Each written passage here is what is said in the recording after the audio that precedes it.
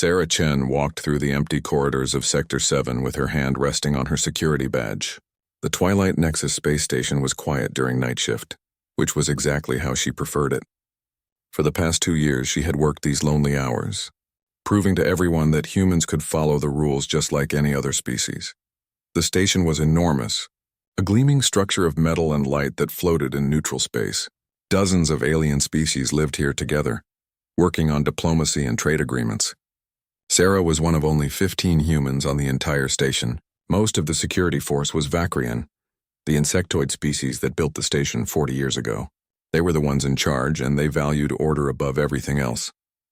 Sarah's supervisor was Commander Thexcal, a Vakrian whose metallic exoskeleton gleamed under the corridor lights.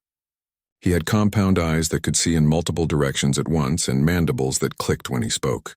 He did not trust humans very much. Sarah knew this because he told her during her first week. "Your species is too emotional," he had said, his translator converting his clicking sounds into words she could understand.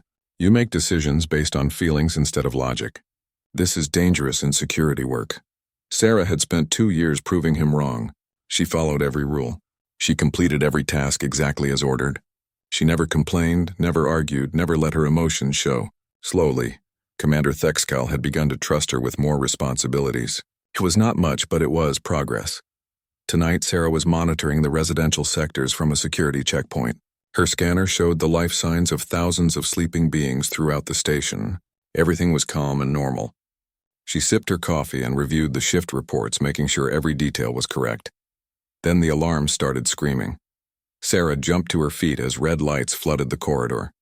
Her scanner exploded with warnings and emergency signals. Something had failed in the residential district. The structural integrity was compromised in multiple sections. Evacuation protocols activated automatically throughout the station. "All security personnel report to emergency stations immediately." Commander Thexcal's voice crackled through her communicator. "This is not a drill. Structural failure in progress." Sarah grabbed her emergency kit and checked her scanner. Thousands of life signs were moving toward the evacuation zones. The system was working exactly as designed. People were flowing toward safety in an orderly manner. But then something caught her eye. 2 life signs were not moving. They remained stationary in a section that was showing critical structural damage. The computer marked that area in flashing red. It was collapsing. Sarah tapped her communicator.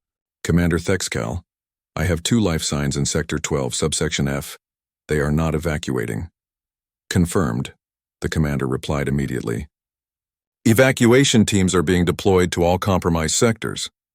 Report to your designated emergency station, Officer Chen. That is your assignment." Sarah watched the 2 dots on her scanner. They were small, indicating children or small-statured beings. The section they were in was marked as Felinar housing. The Felinars were cat-like aliens with fur and tails, and they had recently taken in refugees from a war-torn colony. Many of those refugees were orphans. "Commander, the structural readings show that section has maybe 10 minutes before complete collapse," Sarah said, trying to keep her voice steady.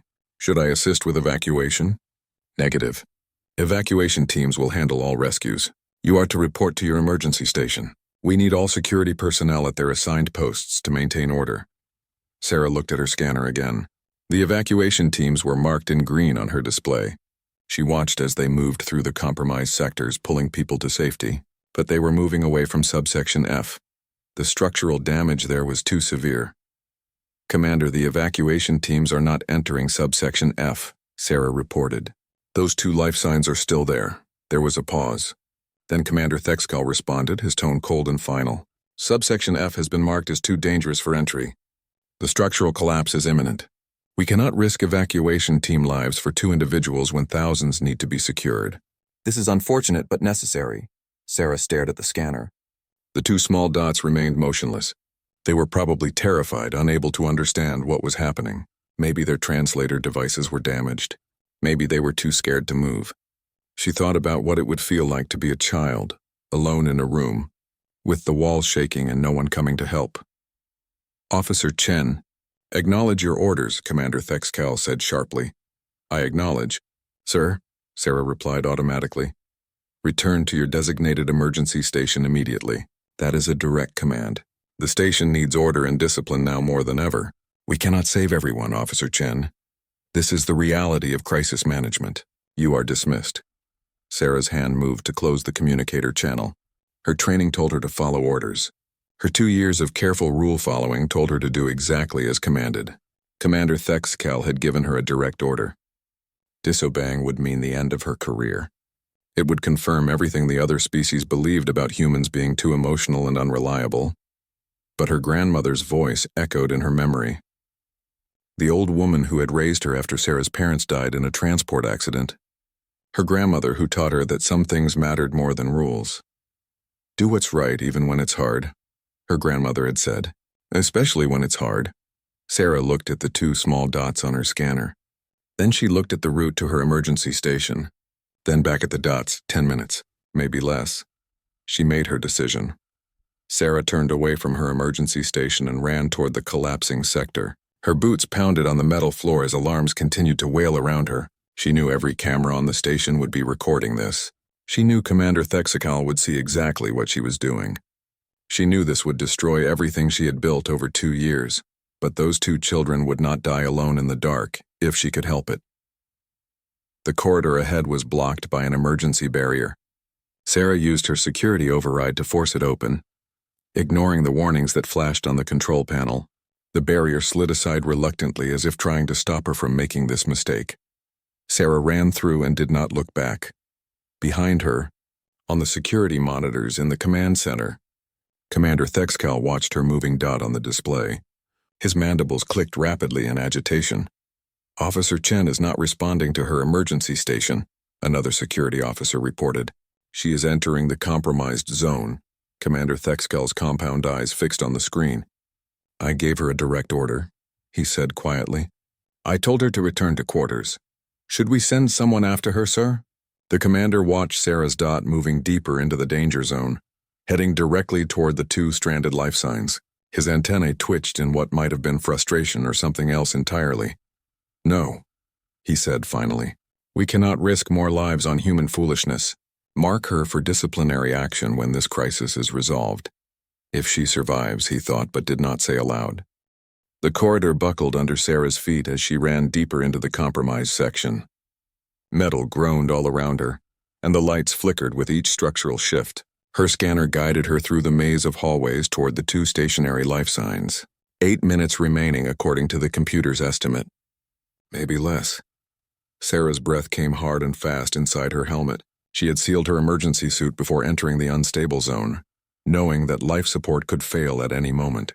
The suit would give her 30 minutes of air if the worst happened. She hoped it would be enough. The Felinar residential section was decorated differently from the rest of the station. Soft fabrics hung on the walls and the lighting was warmer, more orange than white. The Felinars liked spaces that felt like home, not like the cold efficiency of most station design. Right now, those beautiful fabrics were torn and hanging loose, and several of the warm lights had shattered. Sarah turned a corner and had to climb over a fallen support beam. Her scanner showed she was close now. The 2 life signs were just ahead, in one of the small family quarters. She could hear the structure groaning around her, metal stress singing a song of imminent failure. The door to the quarters was jammed half open. Sarah squeezed through the gap and found herself in a small living space. Furniture had toppled over. Personal belongings were scattered across the floor, and huddled in the far corner beneath a table were 2 small Felinar cubs. They were tiny, their fur striped in patterns of orange and black. Their large eyes were wide with terror, and their ears were flat against their heads. When they saw Sarah, they hissed and pressed themselves further into the corner. Sarah pulled off her helmet so they could see her face clearly. She knew the cubs would be more afraid if all they could see was a faceless suit. Hey there, she said softly, keeping her voice calm. I'm here to help. My name is Sarah. The cubs stared at her. One of them, slightly larger than the other, had a broken translator device hanging from a collar around their neck. The smaller one had no translator at all. They could not understand her words. Sarah checked her scanner. 6 minutes. She knelt down slowly, making herself smaller and less threatening. The cubs watched her every movement. Their little bodies were trembling. Sarah noticed that the smaller cub was holding the larger one's paw tightly. I know you're scared, Sarah said, still speaking softly even though they could not understand. Her grandmother had always said that tone mattered more than words when someone was frightened. But we need to leave right now. This place isn't safe. She held out her hand slowly, palm up, the way her grandmother had taught her to approach scared animals back on Earth. The cubs looked at her hand but did not move. 4 minutes. The floor shuddered violently. A crack appeared in the ceiling and dust rained down. The smaller cub made a high-pitched sound of fear. Sarah realized she was running out of time to do this gently. She began to sing. It was an old lullaby her grandmother had sung to her when she was small and afraid of the dark. Sarah did not have a particularly good voice, and she knew this was not logical or efficient, but sometimes the illogical thing was exactly what was needed. Hush now, don't you cry. The stars are watching from the sky. They'll keep you safe until the dawn. They'll guide you home where you belong. The cubs' ears twitched forward slightly. They were listening. The larger one tilted their head, curiosity breaking through fear for just a moment. Sarah kept singing, slowly moving closer. Close your eyes and rest your head. Tomorrow's waiting just ahead. The night is dark, but you're not alone. The stars will guide you safely home. 3 minutes. Sarah was close enough now to touch them. She reached out very slowly and gently stroked the larger cub's head. The fur was soft under her fingers. The cub flinched but did not pull away. We need to go now, Sarah said, her voice still soft but more urgent. She scooped up both cubs in her arms, one on each side. They were heavier than she expected, solid muscle under all that soft fur. The cubs struggled for a moment, then seemed to understand that she was trying to help. Their claws dug into her suit but did not puncture it. Sarah stood up with both cubs held against her chest. She pulled her helmet back on with one hand, awkward but necessary. The cubs' faces were pressed against the transparent faceplate, their eyes still wide but no longer quite so terrified. 2 minutes. Sarah ran toward the exit, but the corridor she had used to enter was now blocked by fallen debris. She checked her scanner for an alternate route. There was one more path out, but it was already showing structural warnings. She had no choice. The corridor twisted and turned. Sarah had to move carefully because she could not run at full speed while carrying both cubs. They were too heavy, too awkward to hold while sprinting, but she could not leave either of them behind. That thought never even occurred to her. It's okay, she kept saying, even though they could not understand. We're almost there. You're going to be fine. The smaller cub buried their face against Sarah's suit. The larger one kept their eyes open, watching everything. Sarah felt their small bodies trembling against her. 1 minute. An emergency bulkhead ahead began to close. It was programmed to seal off the collapsing section to protect the rest of the station. Sarah could see the gap getting smaller with each second. She pushed herself to move faster, her legs burning with effort. The cubs were getting heavier with every step. Sarah's arms ached from holding them. Sweat ran down her face inside her helmet. But she did not slow down. 30 seconds. The bulkhead was closing fast. Sarah could see the safe zone on the other side, bright and intact. She was not going to make it. The gap was too small. She was too slow carrying both cubs. Sarah did the only thing she could think of. She tucked the cubs closer to her body, turned sideways and dove through the gap. They slid across the floor on the safe side just as the bulkhead slammed shut behind them. A moment later, Sarah heard the terrible sound of the section she had just left collapsing completely. Metal screamed and tore, then silence. Sarah lay on the floor for a moment, both cubs still clutched against her chest. She was breathing hard, her heart pounding. The cubs were making small, frightened sounds, but they were alive. They were safe. Slowly, Sarah sat up. She pulled off her helmet again and looked down at the two small faces staring up at her. The larger cub reached out one small paw and touched her cheek gently, curiously. You're okay now, Sarah whispered. I've got you. The cubs did not understand her words, but they seemed to understand her meaning. The smaller one made a soft chirping sound and pressed their face against her neck. The larger one kept their paw on her cheek, as if making sure she was real. Sarah stood up carefully, keeping both cubs secure in her arms. They were exhausted from fear, their bodies going limp against her. She began walking toward the main evacuation area, where medical teams would be checking everyone. She turned a corner and found herself facing a crowd of station personnel and evacuees. Everyone stopped and stared at her. A human security officer, her suit covered in dust and scratches, carrying two small Falanar cubs. The cubs were falling asleep against her shoulders. finally feeling safe enough to rest. Commander Thexakal stood in the center of the crowd. His compound eyes fixed on Sarah. His mandibles clicked rapidly, a sign of agitation in his species. "Officer Chen," he said, his voice cold and hard, "I gave you a direct order to return to your emergency station." Sarah looked at her commanding officer. She was too tired to be afraid of what came next. "Yes, sir. You told me to return to my quarters." "I did." She walked forward with the sleeping cubs in her arms. The crowd parted to let her through. No one spoke. They just watched as Sarah Chen, the human who followed all the rules, carried the 2 small lives she had saved into the safety of the evacuation zone. Commander Thexakal's mandibles stopped clicking. He stood very still for a long moment. Then he said quietly, "You are confined to quarters pending disciplinary hearing. That includes those cubs until proper care can be arranged." Sarah nodded. "Yes, sir." She walked away, feeling the weight of dozens of alien eyes watching her. She had broken the rules. She had disobeyed a direct order. Everything she had worked for was probably destroyed, but the cubs in her arms were warm and alive and sleeping peacefully. Sarah decided it was worth it. 3 days after the rescue, Sarah stood in the tribunal chamber with the 2 Felinar cubs sitting quietly beside her.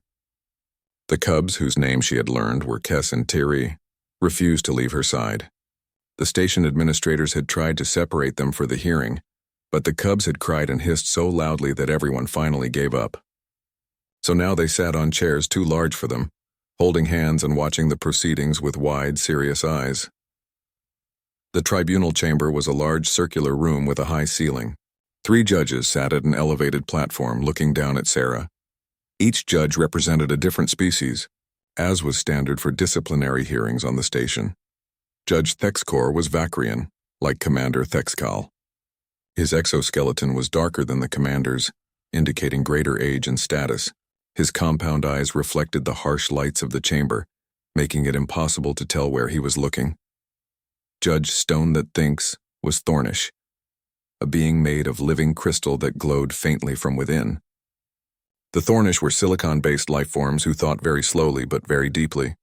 Stone That Thinks had taken 2 full days to review the case before the hearing even began.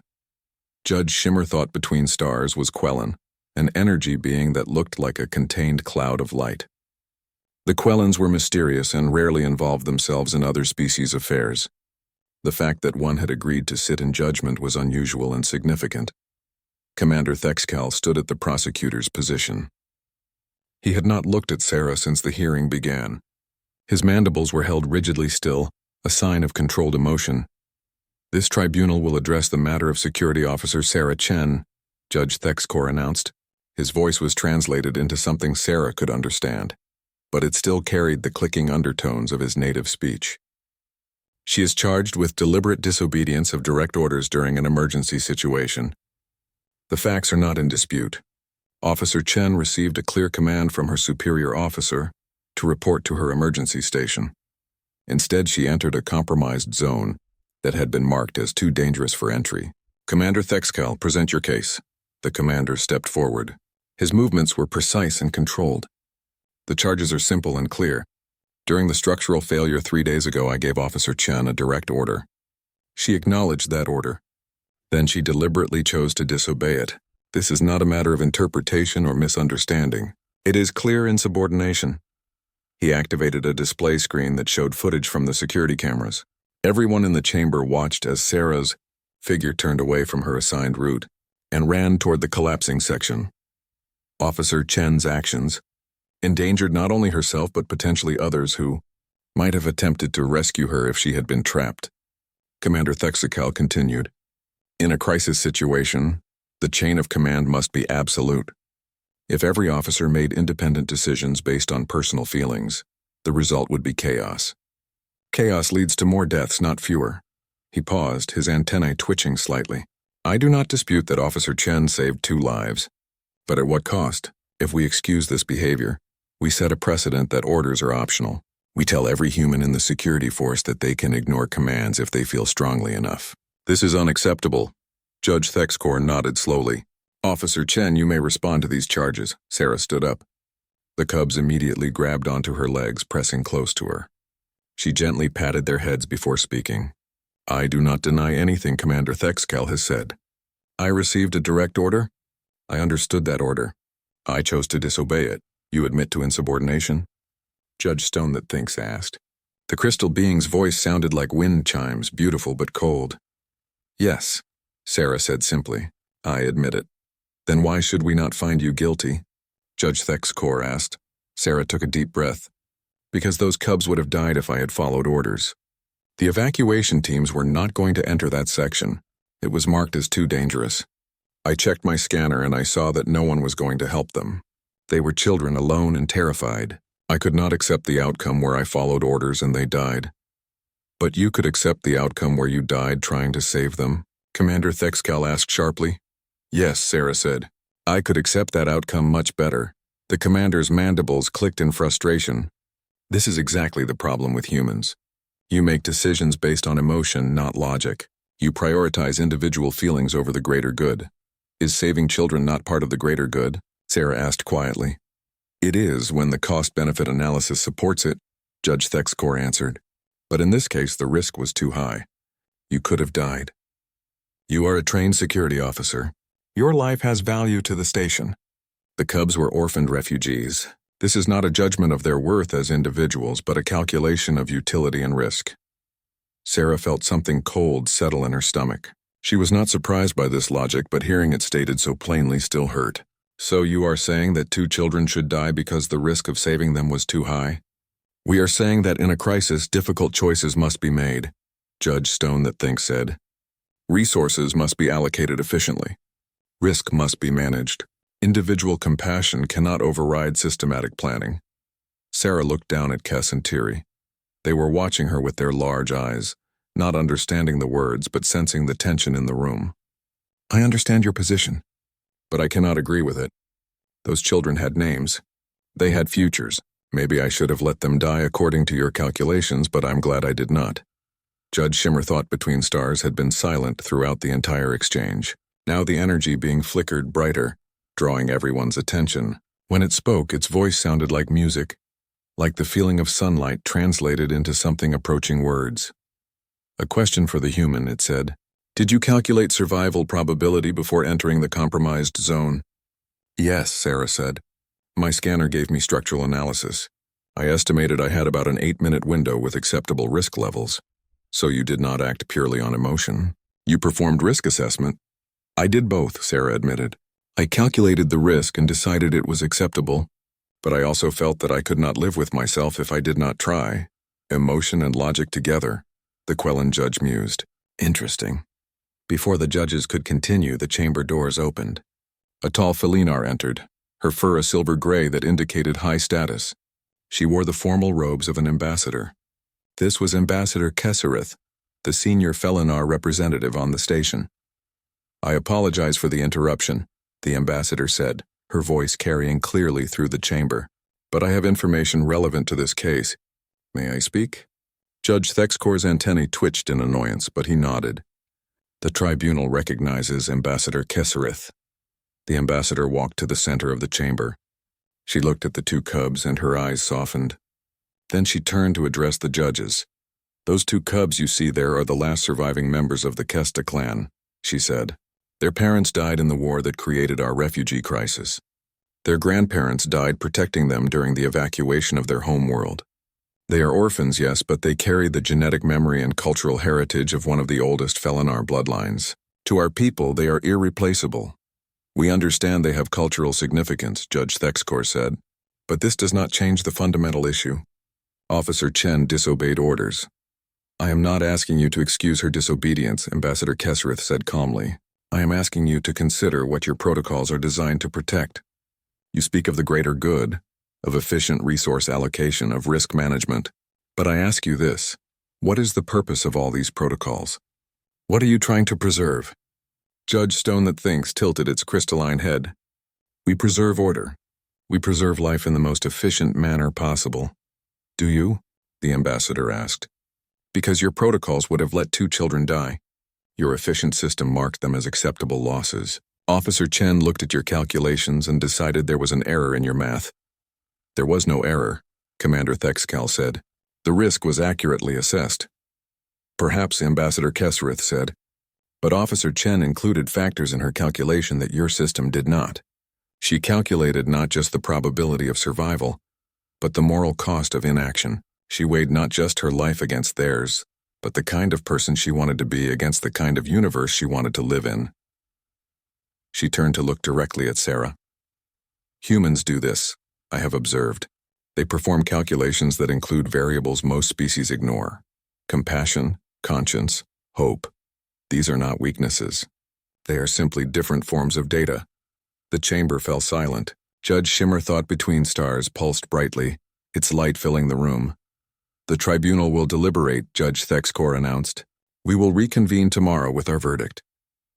As Sarah was led out of the chamber, the cubs still clinging to her, she could feel the weight of uncertain futures. She had said everything she could say. Now she could only wait. That night in her confined quarters, Sarah sat with Kess and Tiri curled up on either side of her. She sang them the lullaby again, and they fell asleep with their small paws resting on her arms. Whatever happened tomorrow, Sarah knew she had made the right choice. The three judges gathered in a private deliberation chamber deep within the station's administrative sector. The room was designed to be neutral, with adjustable atmosphere, lighting, and gravity to accommodate any species. Right now it was configured for discussion among very different forms of life. Judge Thexkor paced back and forth, his metallic legs clicking on the floor. This should be simple. She disobeyed orders. We find her guilty. We discharge her from service. This is how discipline works. And yet you have not called for a vote, Judge Stone that thinks observed. The crystalline being sat perfectly still, as was the way of its kind. If the matter is so simple, why do we deliberate? Because of the cubs, Thexkor admitted, his mandibles clicking in agitation. And because of what Ambassador Kesrith said. And because if we punish Officer Chen, we send a message that saving those lives was wrong. I do not want to send that message. But if we excuse her actions, we send a different message. Judge Shimmer thought between stars said softly, the energy being floated near the ceiling, its light casting gentle shadows. We tell every human in the security force that orders are negotiable. We validate their tendency toward emotional decision-making. This troubles you. It troubles all of us, Stone that thinks said. Humans have been in our galactic community for only 40 years.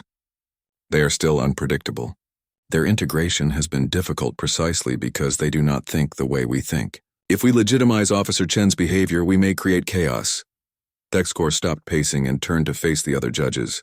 Commander Thexkal gave me a report this morning. He has been reviewing human involvement in security operations across the station for the past 2 years. Do you know what he found? Tell us, Shimmer said. Humans have the highest rate of protocol violations in our security force.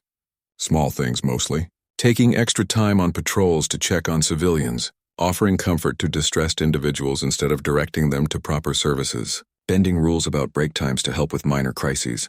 Nothing serious, but a clear pattern of prioritizing individual needs over systematic efficiency. Stone that thinks glowed slightly brighter, indicating increased thought activity. This supports the argument for discipline. Humans need to learn better adherence to protocols. That is what I thought when I read the report, Thexkor said, but Commander Thexkal included additional data. He also tracked outcomes. Humans have the lowest rate of escalated conflicts on their patrols, the highest satisfaction ratings from civilians, the best performance in crisis counseling situations. They violate protocols frequently, but their outcomes are often superior. Coincidence, Stone that thinks suggested, or perhaps their emotional approach works in low-stakes situations but fails in high-stakes ones. I thought that too, Thexkor said. So I requested broader data from the Galactic Council archives. He activated a holographic display that filled the center of the chamber. Data streams flowed through the air, showing statistics from across known space. Look at this, Thexkor said, pointing to one section. Hostage negotiation success rates. Humans are 43% more successful than the galactic average. Or this humanitarian crisis response. Humans consistently achieve higher survival rates in refugee situations. Or this, first contact protocols. Humans have the best track record for peaceful initial encounters with new species. They also have the worst track record for following first contact protocols. Stone that thinks noted, examining the data. Exactly, Shimmer said, pulsing brightly. They succeed by breaking the rules. This is the pattern we see repeated. Humans optimize for different variables than we do. We optimize for efficiency and order. They optimize for something else, but what? Thexcor asked, frustrated. What is the human optimization function? What are they calculating when they make these decisions? The three judges fell silent, studying the data. Hours passed as they examined case after case of human behavior across the galaxy. Patterns emerged, but they were difficult to quantify. Finally, Stone That Thinks spoke. I believe I understand. Humans do not optimize for survival of the individual or even survival of the group. They optimize for something they call dignity. They want every being to be treated as if they matter individually. This is inefficient in crisis situations. But it produces outcomes that satisfy values we have not weighted heavily in our own calculations. Emotional values, Thexcor said dismissively. Are those not still values? Shimmer asked. We calculate based on material efficiency. Humans calculate based on material efficiency, plus emotional well-being plus moral satisfaction. Their math is more complex, not simpler. Before the judges could continue their discussion, there was a knock on the chamber door. This was highly unusual. Deliberations were never interrupted. Enter, Thexcor said cautiously. The door opened to reveal a Vacrian drone named Clickthar. He was a junior security officer, one of many who worked the lower levels of the station. Thexcor recognized him vaguely, but had never spoken to him directly. Forgive the intrusion, honored judges, Clickthar said, his mandibles clicking nervously. I was told this deliberation concerns Officer Sarah Chen. It does, Thexcor confirmed.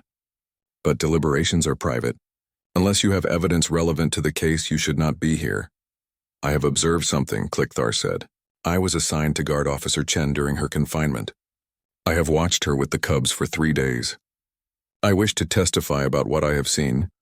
The three judges exchanged glances. This was unprecedented but not forbidden. Very well, Shimmer said. Speak. Clickthar entered the chamber fully and stood before the judges. I am Vacrian. I was bred in a hive as we all are. I understand efficiency. I understand the value of order and protocol. I have never questioned these values until now. He paused, his antennae twitching. For 3 days I watched Officer Chen with those cubs. At first I thought I was simply monitoring a prisoner. But I began to notice things. Strange things. What things? Stone That Thinks asked. Officer Chen did not optimize for efficiency in caring for the cubs. She had access to station childcare protocols, automated feeding systems, educational programs. She used none of them. Instead, she did everything manually. She prepared food for them by hand. She stayed awake when they had nightmares. She told them stories. She sang to them. This is the inefficient behavior we have been discussing, Thexcor said. Yes, Clickthar agreed. But observe the outcome. When the cubs first arrived, they were traumatized. They would not speak. They would not eat. The station's psychological team estimated it would take weeks of therapy before they could function normally. But after 3 days with Officer Chen, they are speaking again. They are eating. They are playing. They trust her completely. He stepped closer to the holographic display, his compound eyes reflecting the data. I do not understand why her inefficient methods produce superior results. But I cannot deny that they did. She optimized for something I cannot measure, but the outcome is measurable. Those cubs are healing faster than our predictions suggested possible. You are Vacrian, Thexcor said slowly. Your species values order above all else. Why does this matter to you? Clickthar was quiet for a long moment. Because I watched those cubs draw pictures. They drew Officer Chen holding them. They drew her with exaggerated arms wrapping around them protectively. In my hive, we do not have this. We have efficiency. We have order. But we do not have someone who will defy all logic to hold us when we are afraid. His mandibles clicked softly. I think perhaps we have optimized for the wrong things. Or not wrong, but incomplete. Officer Chen includes variables in her calculations that we do not. And perhaps that is not weakness. Perhaps that is simply a different form of intelligence. The chamber fell silent. Judge Shimmer, thought between stars, pulsed very brightly, then dimmed to a soft glow. Thank you, Officer Clickthar, the Quellan judge said. You have given us much to consider. You may go. After the Vacrian guard left, the three judges sat in silence for a long time. Finally, Thexcor spoke. If we find Officer Chen guilty, we punish the very behavior that saved those cubs. But if we find her innocent, we cannot simply ignore that she disobeyed orders. We need a third option. A new category, Stone That Thinks said slowly. A recognition that some situations require calculations we have not previously valued. A human protocol, Shimmer suggested. A formal acknowledgement that compassion can be a valid override in specific circumstances. Thexcor's antennae twitched. The Council will hate this, perhaps, Shimmer said. But sometimes the right decision is not the efficient one. Sometimes the right decision requires us to calculate using variables we do not fully understand. Is that not what we are asking humans to do in reverse? We ask them to follow our protocols even when their instincts tell them otherwise. Perhaps it is time we acknowledge that their instincts sometimes produce superior outcomes. The three judges began to work on their verdict. It would be unprecedented. It would be controversial. But as they reviewed the data, the testimony, and the simple fact of two cubs who were alive because one human refused to accept an efficient death, they knew it was the right choice, even if they could not fully calculate why. Sarah stood in the tribunal chamber once again, with Kess and Tyree pressed close against her legs. The cubs had been calmer today, sensing somehow that this was important. Or perhaps they simply trusted that Sarah would keep them safe, no matter what happened. The three judges entered and took their positions. Sarah could not read their expressions or body language well enough to guess what they had decided. She simply stood straight, prepared to accept whatever came next. Judge Thexcor spoke first. This tribunal has deliberated extensively on the matter of Security Officer Sarah Chen. We have reviewed the evidence, heard testimony, and considered the broader implications of our decision. What we announce today is unprecedented in the history of this station. Sarah's heart pounded in her chest. She resisted the urge to pick up the cubs to hold them close for comfort. Officer Chen, you have admitted to deliberate disobedience of a direct order during an emergency situation. This is insubordination by the clearest definition. Under standard protocols, the penalty would be immediate discharge from service and possible criminal charges. Sarah nodded. She had expected this. However, Judge Stone That Thinks continued, its crystal structure glowing softly, we have determined that standard protocols are insufficient to address the unique circumstances of this case. You did not disobey orders out of cowardice, malice, or incompetence. You disobeyed because you calculated outcomes using variables that our standard protocols do not adequately measure. Variables such as moral imperative and compassionate duty. Judge Shimmer Thought Between Stars added, its light pulsing gently. Variables that humans seem particularly skilled at weighing alongside more traditional risk assessments. Judge Thexacor activated the main display screen. A document appeared with text in multiple languages. Therefore, this tribunal introduces a new category into station regulations. We call it compassionate override. It will be defined as follows. In situations where standard evacuation or rescue protocols have failed or been deemed too dangerous to implement, individual officers may invoke compassionate override if three conditions are met. He read from the document. First, there must be imminent loss of life that can be prevented. Second, the officer must perform a genuine risk assessment and determine that success is reasonably possible. Third, the officer must be acting to preserve life, not to pursue other objectives. If these conditions are met, an officer may use their judgment to attempt rescue operations outside the standard chain of command. Sarah felt her breath catch. This was not what she had expected at all. This is not permission to ignore orders. Judge Stone That Thinks said firmly, it is recognition that some situations require the kind of calculation that humans perform naturally, weighing emotional and moral factors alongside physical risk. It is a formal acknowledgement that compassion, when properly balanced with reason, can be a valid basis for action. However, Judge Thexcor continued, this designation can only be invoked by species that have demonstrated consistent ability to balance emotional response with practical judgment. After reviewing extensive data on human performance across multiple crisis situations, we have determined that humans currently meet this standard. Other species may petition for inclusion in this category if they can demonstrate similar capabilities. Commander Thexcal stood in the chamber, his mandibles clicking slowly. Sarah glanced at him and saw something in his posture that might have been acceptance, or perhaps grudging respect. "Officer Chen," Judge Shimmer said, "we find that your actions, while technically insubordinate, fall within the parameters of what we are now designating as compassionate override. Therefore, the finding of this tribunal is conditional absolution. You violated protocol, but you did so in a manner that we now recognize as valuable to station operations. You will not be discharged. Instead, you will be reassigned." Sarah's eyes widened. "Reassigned to what, Your Honor?" "You will become this station's first compassionate response specialist," Thexcor said.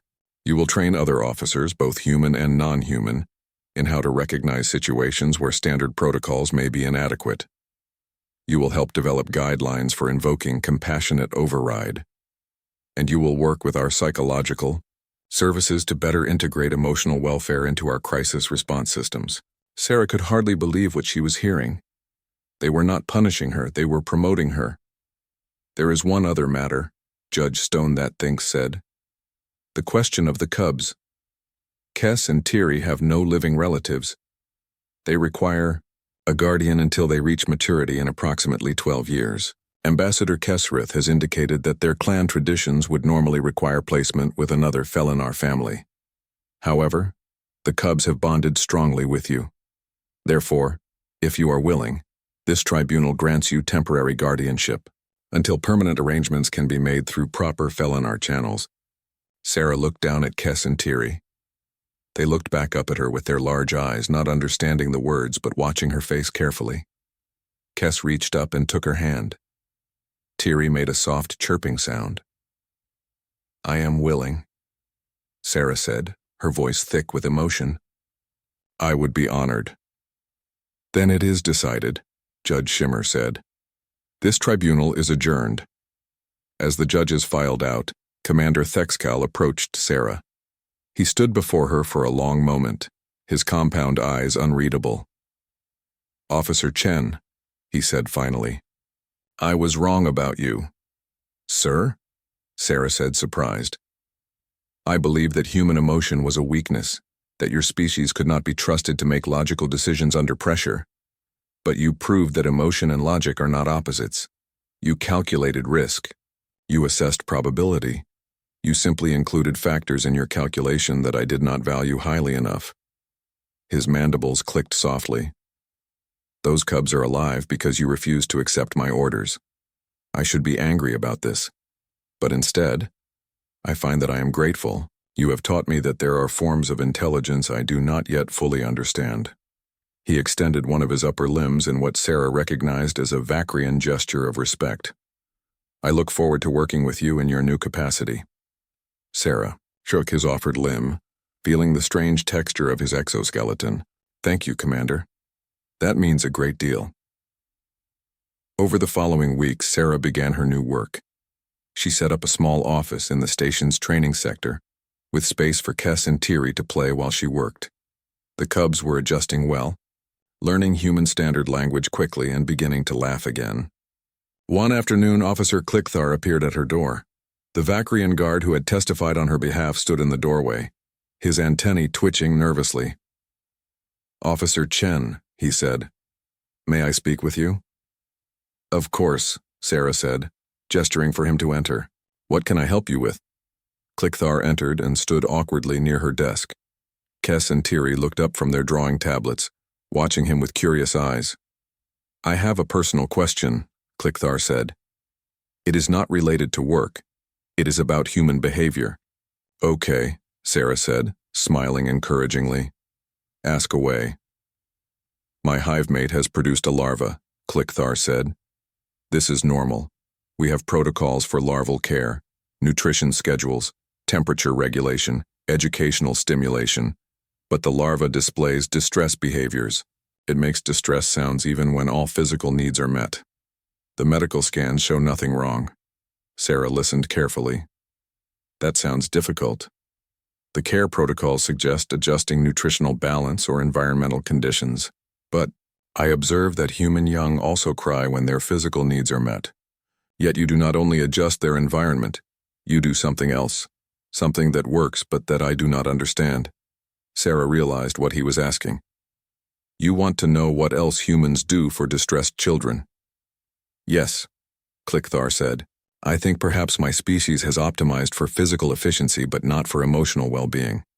You saved those cubs not just by removing them from physical danger, but by providing emotional comfort. I wish to provide this for my hive mate's larva, but I do not know how.